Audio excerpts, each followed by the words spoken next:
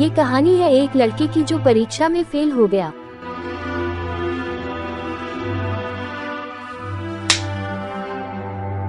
उसी के दोस्तों ने उसके फेल होने का खूब मजाक उड़ाया। आने ले मेरा पापू फेल हो गया। आप पापू बच्चों के साथ लॉलीपॉप खाएगा। लड़का ये सब सहन नहीं कर पाया और अपने घर लौट आया।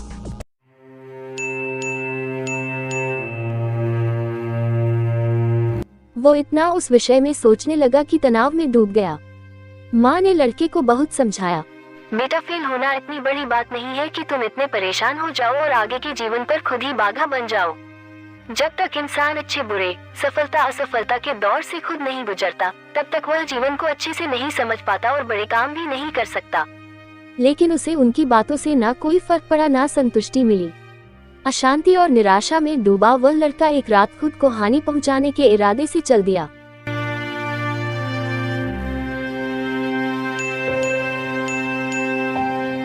रास्ते चलते चलते उसे एक बौद्ध मठ दिखाई दिया। वहां से कुछ आवाजें आ रही थीं।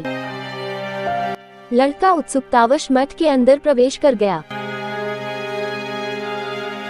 मठ में एक भिक्षुक कह रहा था, बेटा पानी भला मेला क्यों नहीं होता?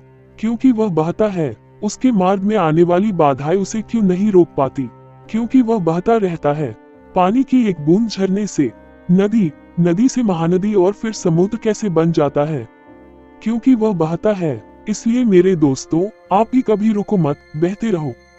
कुछ असफलताएं आती हैं, पर तुम उनसे घबराओ मत। उन्हें लांघ कर मेहनत करते चलो, उनका सामना करो, उनसे सीखो और आगे बढ़ो। बहना और चलना ही जीवन है।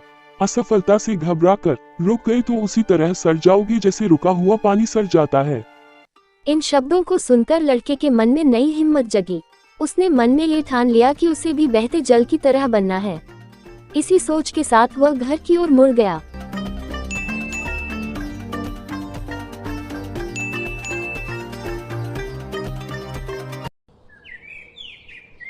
अगले दिन वह बिल्कुल बदल गया। उसमें जैसी नई ऊर्जा आ गई।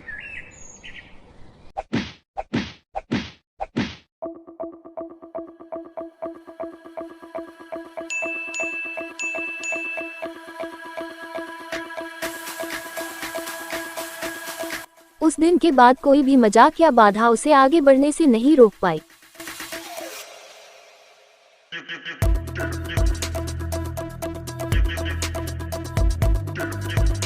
इसी तरह कड़ी मेहनतों के बाद वो एक कामी अफसर बन गया और देश की सेवा में अपनी जिंदगी निसावर कर दी।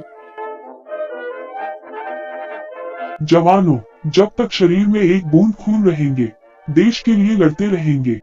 जय हिंद, जय हिंद, जय हिंद। सीख, हार भी जीत का एक सीढ़ी है।